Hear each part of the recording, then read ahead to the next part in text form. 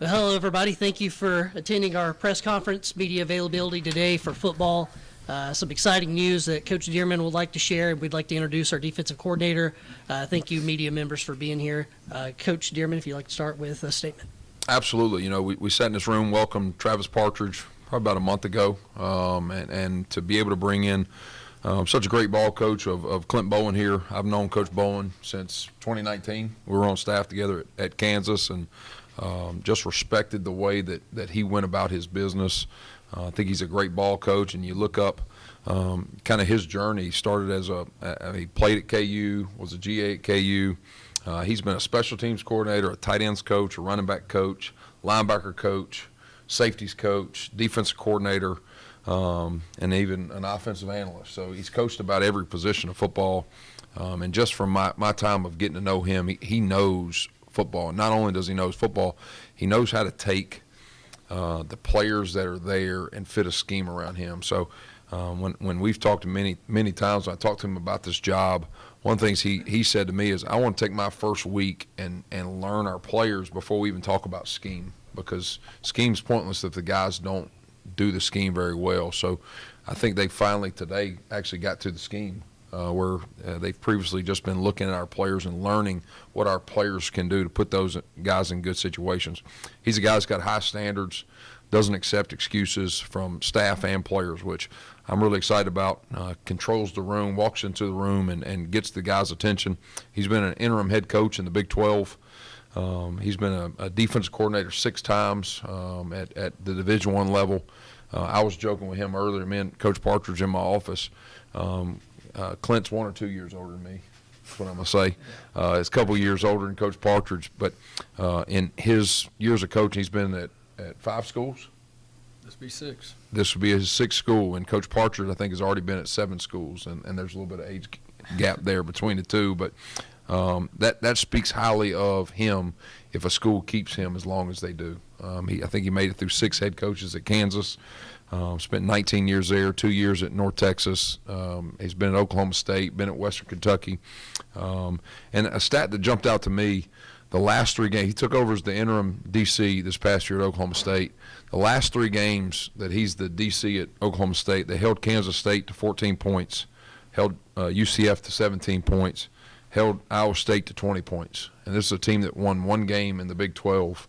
I think that speaks volumes for how players respond to his coaching and how coaches respond to his coaching. So really excited about that. And I threw some stats together. Not only am I excited about Coach Bowen, but I'm excited about our whole staff. I know, Mike, you probably going to allude to some of this stuff too. Bringing Colby Ellis back as our receivers coach, a guy that's been here for 4 years in the past, has been a D2 offensive coordinator, was actually hired as the offensive coordinator at Tyler Junior College when we spoke to him and offered him a job here. Was a player at Oklahoma State. Max Halpin, we hired as our offensive line coach. Max played at Western Kentucky for Bobby Petrino, and Coach Petrino is one of the people that called me and recommended him for this job. Has been the O-line coach at Missouri State the last 5 seasons. So has run a Division I room, run a Division I offensive line room. Coached in a bowl game this past year as Missouri State was one of the teams that made it to a bowl. Was a Remington Award finalist as a player, which tells you how good of a player he was as well. Mike Johnson's moving to linebackers where he feels probably more at home, is going to help Coach Bowen on the defense side of the ball. This current staff, we've got 3 Division I play callers, 2 play callers that have called it in the Big 12. There's 7 total college coordinators on our staff between guys that's either been special teams coordinators, offense coordinators, or defense coordinators. We've got 4 guys that's been Division I position coaches. We've got 3 college head coaches on our staff with 28 combined years of experience. We've got a UNA Hall of Famer. We've got a Mo West Hall of Famer. I think on the 2013 Mo West team, Dr. Looney will probably be able to speak more of the Mo West news there. We've got an MIAA Coach of the Year. We've got a coach from the Xbox Bowl and a coach that coached this past year at the Gasparilla Bowl with Memphis. So I think it's probably one of the best staffs I've been on, and for sure one of the better accoladed staff in UNA history. So with that, I don't know where you want to go from here, Mike. Awesome. Thank you, Coach. In those releases you have, you'll be able to see the breakdown of every coach and position, titles, all those things. Coach Bowen, if you'd like to go ahead and make a statement, then we'll open up for questions. Yeah, I just want to start, thank Coach Dearman first off for the opportunity to come here and be a part of this program, the UNA program, and his program that he's worked here to build the last few years and getting there. And from, just the time I've been here, I've told him multiple times that the players on this team are very impressive in terms of they understand what it means to be a great teammate. They work extremely hard.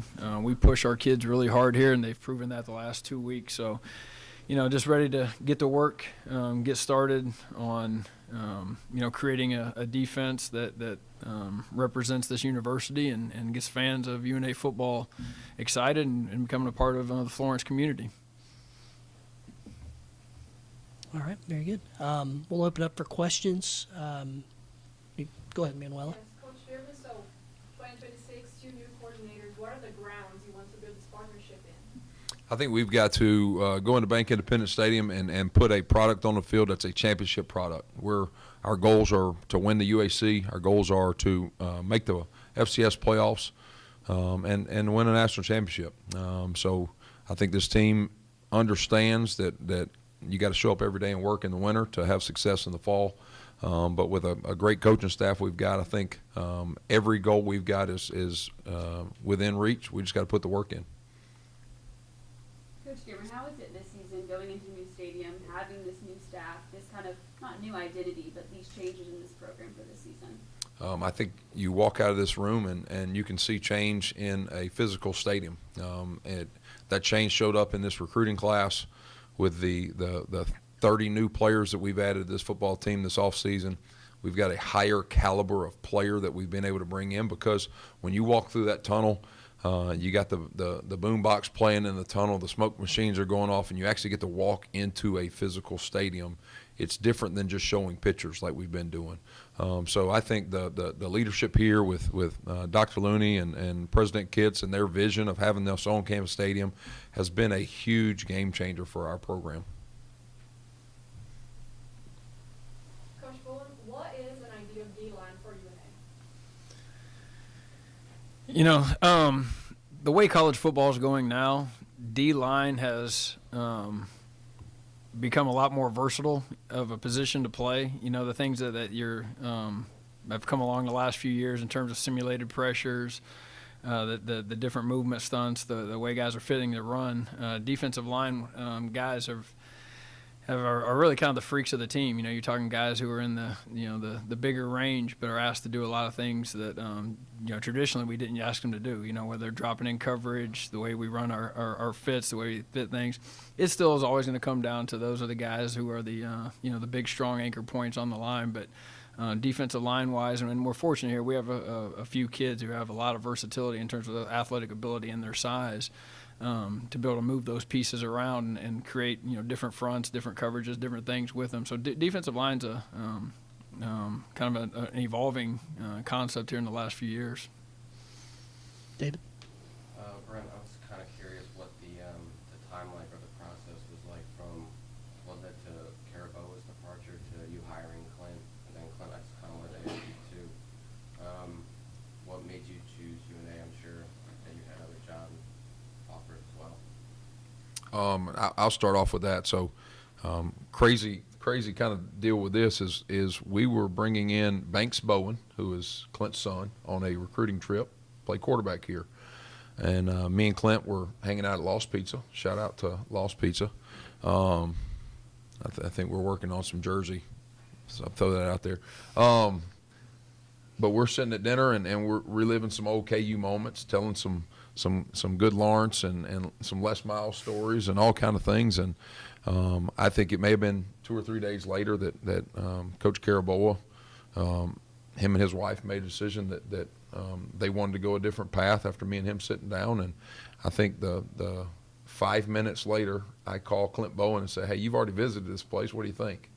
And within 24 hours, I think we had come to a final conclusion. I didn't speak to anybody else about it. And I think we had a mutual agreement that we'd love to do this thing together. So me and Coach Bowen are a lot alike. We value people. We value great relationships. We value coming in the office and enjoy being and working with good people.